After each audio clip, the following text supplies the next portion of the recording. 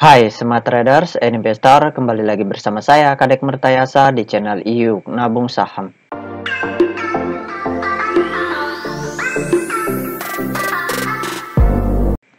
Nah, di episode kali ini kita akan membahas salah satu perusahaan yang di-request oleh kakak channel official.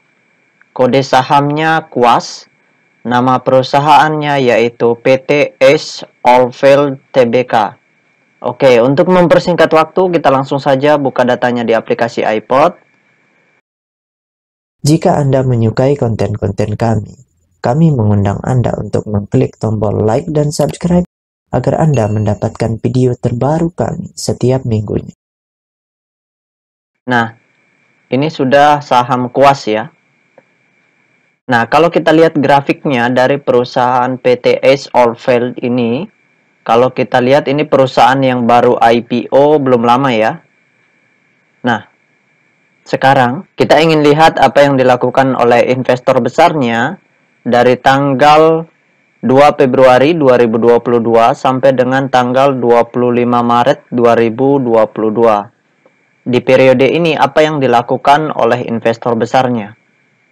Atau sekalian aja deh kita ambil dari awal IPO kalau begitu ya, supaya kita lihat underwriter sebagai investor besar pertama, apakah mereka sudah keluar atau mereka masih menyimpan barang mereka seperti itu.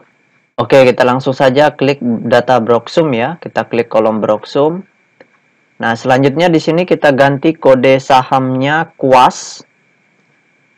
Kemudian kita ganti tanggalnya di sini dari tanggal berapa ini? Dari tanggal 23 Oktober ya. 23 Oktober berarti 10 2021 sampai dengan tanggal 25 kemarin ya, karena ini weekend. 25 Maret 2022. Oke, kita show. Nah, berdasarkan data transaksi atau data broker summary dari perusahaan PT Ace Oilfield Tbk ini, kalau kita hitung total lot yang dibeli dengan total lot yang dijual secara keseluruhan dengan menggunakan tools tambahan yaitu Detektor, maka dapat ditarik kesimpulan bahwasanya dari awal IPO yaitu dari tanggal 23 Oktober 2021 sampai dengan tanggal 25 Maret 2022, di periode sepanjang beberapa bulan ini, investor besarnya telah melakukan aksi masif distribusi ya. Jadi perusahaan ini underwriternya atau investor besar paling pertama.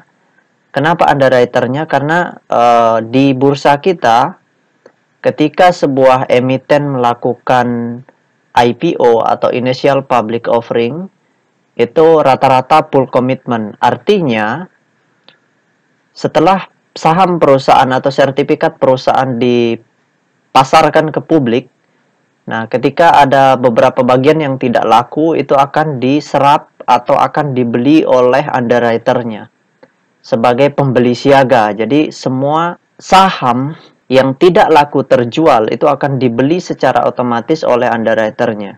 Jadi bisa kita anggap underwriternya ini adalah investor besar pertama kali di sebuah perusahaan yang baru IPO seperti itu.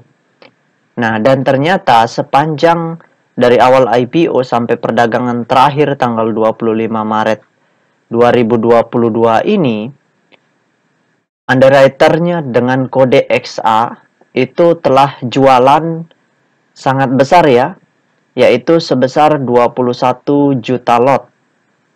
Nah, ini transaksi yang sangat besar sekali, sehingga kita dapat tarik kesimpulan bahwasanya investor besarnya telah keluar seperti itu.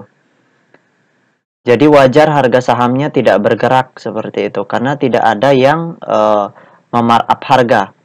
Oke, sekarang kita tutup dulu data broker summary-nya atau data transaksinya.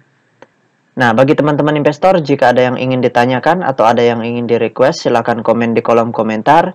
Nanti saya akan buatkan videonya secara khusus. Untuk teman-teman yang ingin bertanya terhadap perusahaan-perusahaan yang sudah pernah di-request, tentunya bisa bergabung di channel Telegram kami, bisa bergabung dengan cara mengklik link di kolom deskripsi, seperti itu. Saya sudah cantumkan di kolom deskripsi dari channel ini, seperti itu. Nanti silakan bergabung, kemudian tanyakan di sana apakah investor besarnya akumulasi atau distribusi. Tentunya pasti akan saya jawab seperti itu. Nah, sekarang kita cek data peta kepemilikannya. Nah, berdasarkan hasil riset yang saya lakukan dengan mengumpulkan data-data dari SRO Bursa Efek Indonesia dan data-data dari sekuritas, maka dapat ditarik kesimpulan bahwasannya perusahaan PT Ace Oilfield Tbk ini 30,17% sahamnya telah dicetak dalam bentuk scriptless. Nah, dari 30,17% saham yang beredar di publik, kepemilikan investor besarnya di sini 0%.